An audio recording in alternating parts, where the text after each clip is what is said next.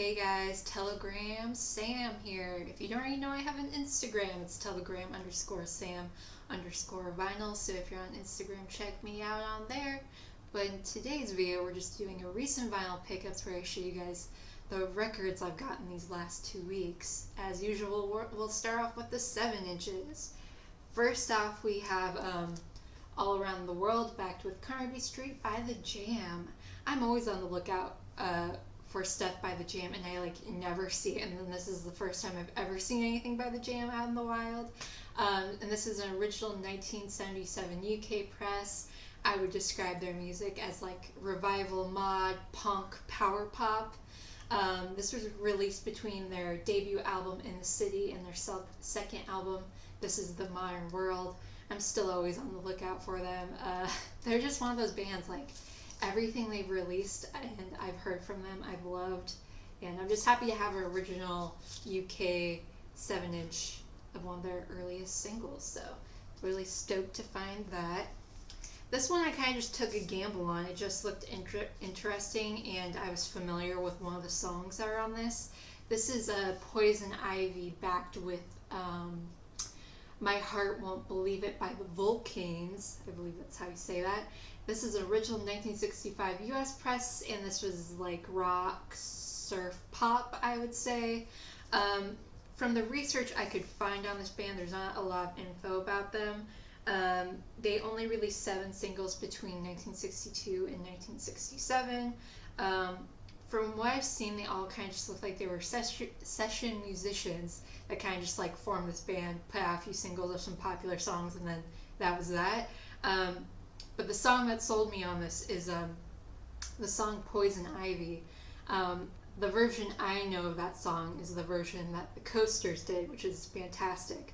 But I really like this version. It has definitely a surf garage thing to it, while the other one's kind of more of a doo-wop R&B pop song by the Coasters. And the Coasters are fantastic, but I just needed to hear this version. And the Volcanes, that's such a cool band name. And I saw that Jack Nitzsche did the arrangement, and I love anything he does. So had to pick that up, and I think it was only a couple bucks.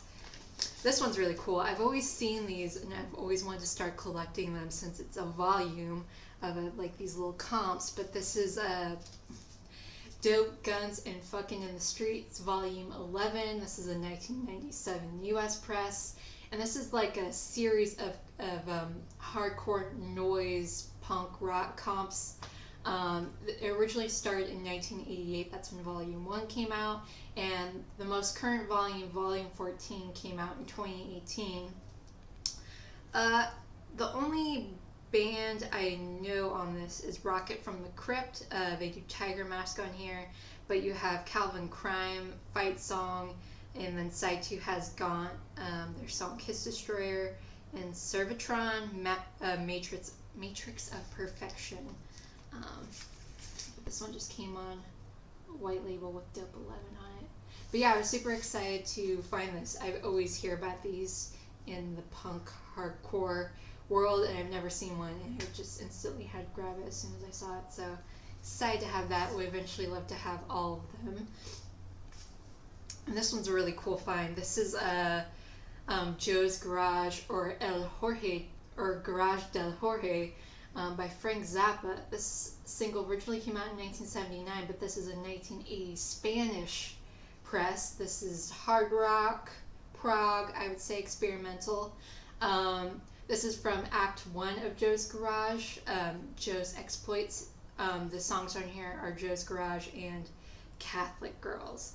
But yeah, I would love to find the original Joe's Garage album. I'm always on the lookout for it every time I go to the record store. That's probably up there as one of my favorite Frank Zappa albums. It's a concept album, and it was sort of controversial back in the day because it has a lot of profane and explicit material throughout it, especially lyrical wise. And it's essentially about this guy named Joe. He's in a garage band, and the exploits that go along with it. And I just would die to find an original of Act 1 and Act 2 and 3. But yeah, super stoked to have this. I think the only version that had this picture sleeve was the Spanish version. I think all the other ones just came in like regular, like 7-inch cutout sleeves. So stoked to find that. All right, next up we have the long plays. So I've been seeing like a whole bunch of people getting super lucky with thrift store finds lately. And it's been a while since I've gone to the thrift store to look for records. I don't know, I just feel like it's a lot of time doing it, and most of the time you don't come out with anything great. But I've been seeing so many people get lucky, so I was like, okay, I'm gonna go scope out, a few Goodwills. And of course, I didn't find anything, but I did find one thing that sort of piqued my interest. This is a Born to Be by Melanie. This is an original 1968 U.S. press. I would describe this as folk rock pop. This was her debut album, and she's kind of known for her song Brand New Key. I got a brand new pair of roller skates, you got a brand new key. That was kind of like her one big hit song. But yeah, I really dug this. I kind of just took a gamble on it because the cover art looked really cool. I'd never heard of her before. And it came on an original tie-dye Buddha Records label. And I don't have any OG Buddha stuff in my collection, so I took a gamble on it, and I really do enjoy it. It's her voice reminds me a lot of Bjork. It's like if Bjork was alive and doing her thing in the 60s, she would sound a lot like Melanie. Just a very Buffy St. Marie kind of crazy everywhere vocals, but not too crazy. It's still very listenable, and yeah, I just really dig it. I feel like it's so ahead of its time, especially for folk music back then. There was a lot of folk purists back in the day, so the fact that she did this record and kind of made it her own thing. Fortunately, she never really got that popular, but this is a really killer cheap heat record. I think you can find these for $2. I think that's like the medium price on Discogs. So if you see it, it's a cool, interesting listen, and definitely recommend it.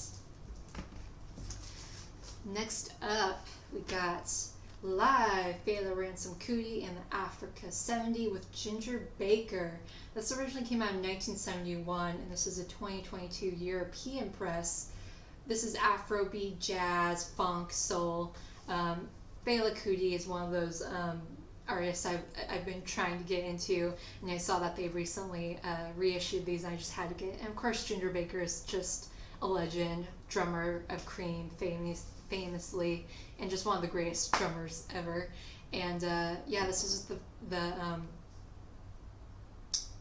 first record, because it's a 2-record set. The first record is the actual album that originally came out in 1971, and the second record is just like bonus material. It's mainly just some solos that Ginger Baker and Tony Allen did at the Berlin Jazz Festival in 1978. So it really has nothing to do with the actual record. And then I fucking hate when they do this, but the last side on the second one is an etching of the cover. I just cannot stand etchings. It's like you really couldn't find something to fill that fourth side with. Like even just like 2 minutes of the band dicking around, I would preferred over an etching. I just hate that, and I feel like it's so lazy. But this is a really great sounding record. It's a really great record. I know originals are super tough to find, so this is a great alternative if you don't want to try to hunt for an original. And both records came on this red vinyl. I think they're 108 gram with the original KFR label. Next up, I can't remember who I saw talking about this record a while ago, but I saw someone rave about this record, and I saw it at the record store, and I was like, I'll try it out, see what it is.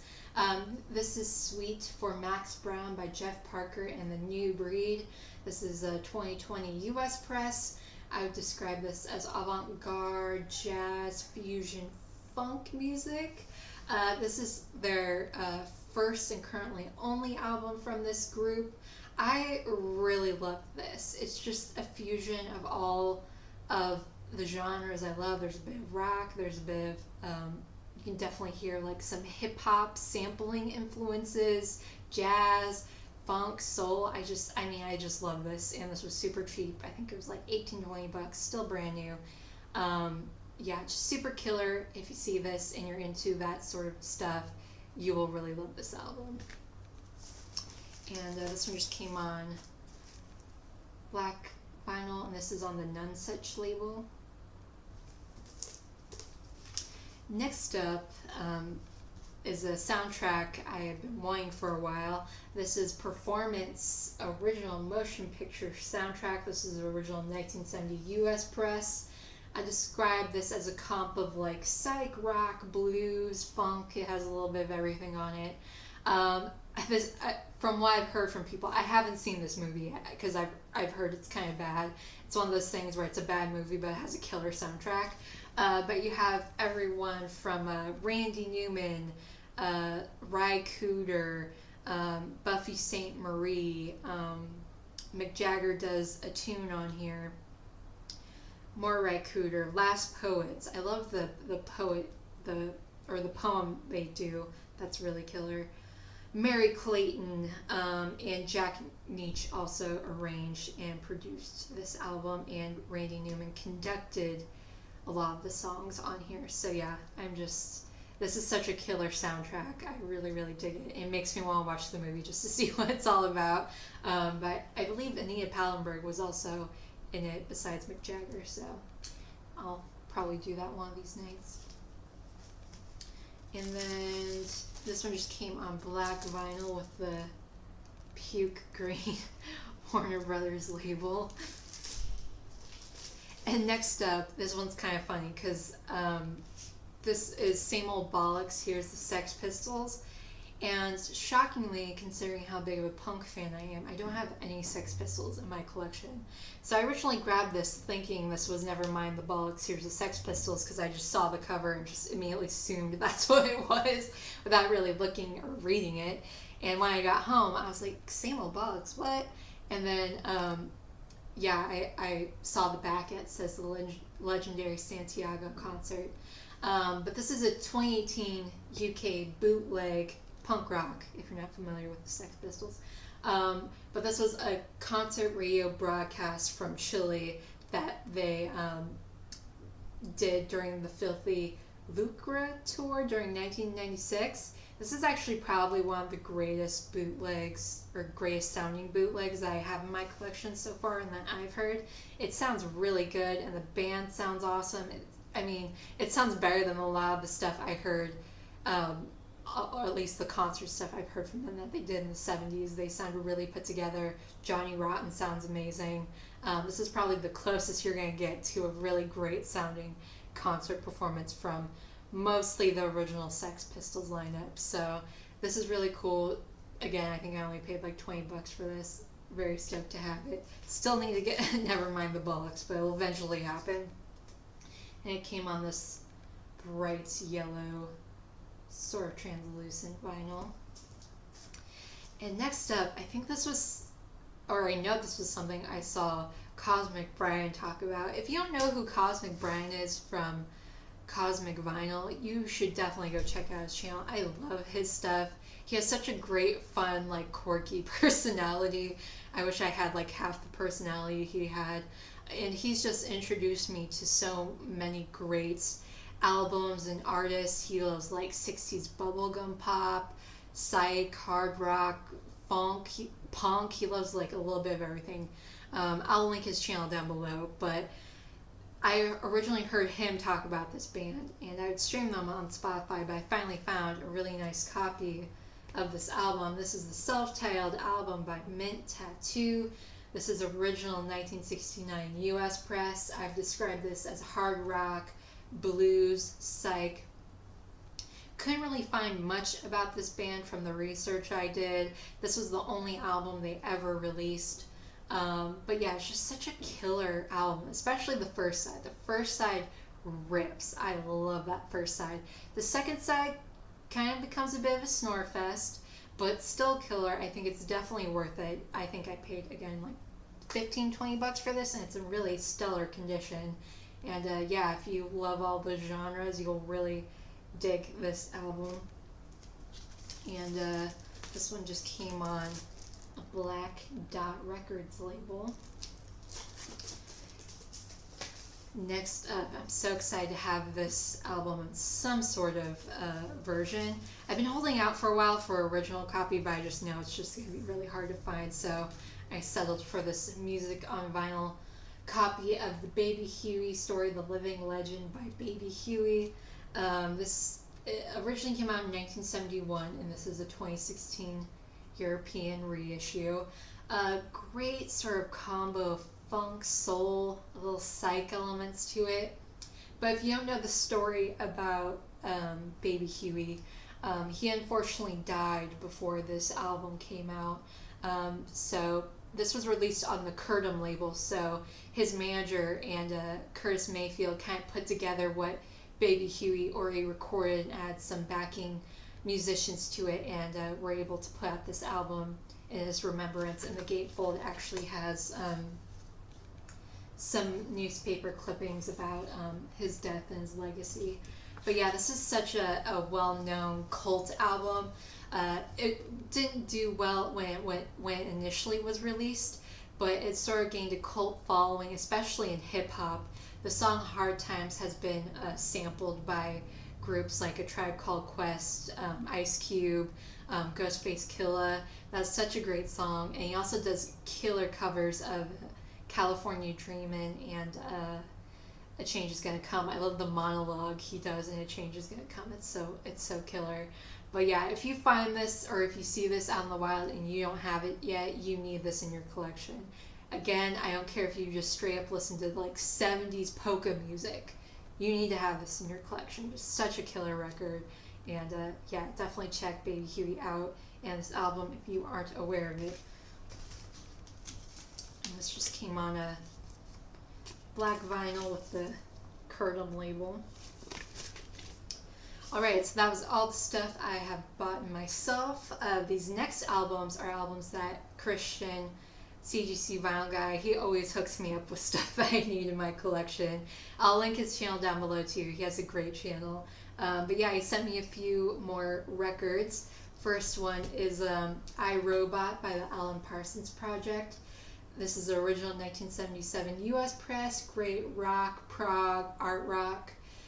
Prog is one of those genres that either I really love or really hate. There's some good prog albums that I can stand. They aren't too noodly. They aren't too out there. They don't drag on forever. But then there's some I just like, ugh. I'm like, is this song over yet? But this is one of those albums that I really do enjoy. This is one of those albums I would kind of always pass by in the record store being like, should I get it? Should I not? So this is sort of like a nice kick in the butt to finally listen to it. But this was the Alan Parsons Project's second album, and this is sort of a concept album that they based off of Isaac Asimov's sci-fi robot writings, in sort of how robots and AI were going to be the demise of man. It's funny because I took a sci-fi literature class in high school, and we did like an entire thing about Isaac Asimov, and we watched a lot of these interviews he did in the 50s and 60s, and he would pronounce robots robits. So every time I see the word robots, I always want to say robits, because that's just how he says it, and it's just really funny to watch. But yeah, this is a killer album, and probably one of the greatest concept albums. I've always see it on the list of greatest concept albums. And yeah, this is just a really fun, great listen. And you can find those for super cheap. I feel like I always see them in like the dollar bins. And this one just came on sort of custom Arista label. Next up, an album I actually had, but it was just super beat up. So I was so thankful that Christian sent this to me, because this is one of my up there all-time favorite albums. But this is All Things Must Pass by George Harrison. This originally came out in 1970, and this is the 2017 reissue. Rock, pop, folk, I would say. But this was George Harrison's third solo album, and the first solo album he released after the Beatles broke up. George Harrison will always be my favorite a Beatle, I've loved every album he has done, and this album I think is one of the greatest of all of the solo albums any of the Beatles did. I know there's a lot of people that would disagree with me, but that's just my opinion, man. But yeah, so many killer musicians on this. You had, well, first of all, Derek and the Dominoes pretty much formed after this, because Jim Gordon, Carl Rattle, Bobby Whitlock, and Eric Clapton did work on this album, and the work they did eventually led to them, creating Derek and the Dominoes. But God, I just love this album, and let me show you my old version. This is my old original 70s version that I think my brother gave to me when I first started collecting records, but it only has 2 of the original discs, the Apple Jam and the second disc. It's missing the first one, and it's not in good condition, but this is just a beer copy I had. I was going to get the one that came out last year, but I was like, I'm going to wait and see what everyone says about it. And luckily I waited, because I heard a lot of people really disappointed by it. So I was like, okay, I guess I'll just keep an eye out for like an OG or another sort of reissue. So thank you, Christian, for finally helping me upgrade this amazing album. And they all came on black 180 gram vinyl with the Apple label. Next up, we have Hypnotic Eye by Tom Petty and the Heartbreakers. This is a 2014 US press, and this is rock, blues, pop. This is kind of Tom Petty and the Heartbreakers kind of going back to their earlier material, at least in my opinion. That's sort of what it reminds me of. And this was the 13th and final studio album they released before Tom Petty's death. I really loved this album. I honestly wasn't expecting much from it, but I cannot believe how good it is. I especially have been really obsessing over the song Full Grown Boy. Check that song out. I love that song. It's kind of like this jazzy blues song, and it just sounds completely different to anything I've heard from Tom Petty, and I just really loved it. I've been like listening to that song nonstop. But this is actually the only album that Tom Petty and the Heartbreakers ever released that reached the #1 spot on the Billboard 200 chart. So yeah, if for some reason you didn't give this album a chance when it initially came out, or after Tom Petty's sad death, I definitely recommend it. You can still find these for super cheap online. Super killer, underrated record from him. And this one just came on the old school reprise, tricolor label. Last but not least, I can't remember when I was talking about this album, but Christian was like, oh yeah, I remember you saying you needed the white album, and I have an extra copy of one of the reissues. I was like, down. So next up, self-titled, aka the White Album by the Beatles. Originally came out in 1968. This is a 2012 US press. Great pop, rock, psych. They really do a little bit of everything on this album, which is probably why I would consider this my favorite Beatles album. I always kind of go back and forth between this one and Sgt. Pepper, but there's just so much on this album. This is the only double album they ever did. This was their 9th studio album. This is the album they did after Sgt. Pepper's, I think. They do 30 songs, and 19 of them were written in 2 months while they were on a meditation retreat in India, which is crazy. I feel like most songwriters don't even write that many songs in a year. But God, I just love this album. It just takes you on such a trip, and it goes back and forth between like pop, rock, blues, proto-metal. Like, I've heard a lot of people cite Helter Skelter as like a proto-metal song, which I can kind of see and slightly agree with. Your Blues, I love that song. It's one of my favorite Beatles songs. While My Guitar Gently Weeps. Just this album just doesn't quit. It's so good, and it has the posters and the little headshots in here, which I'm probably gonna hang up somewhere. And it was Paul McCartney's birthday yesterday, so how apt. But yeah, I mean, what more to say? I mean, the Beatles have been so over-explained, but God, I always forget how great this album is, and it's been a while since I've listened to it in its entirety. And, yep, gonna have to say it, probably my favorite Beatles album. And this one just came on black 108 gram with the Apple label. But yeah, that was all the records I got these last 2 weeks. Thank you so much for watching, and I'll see you guys in the next video. Bye.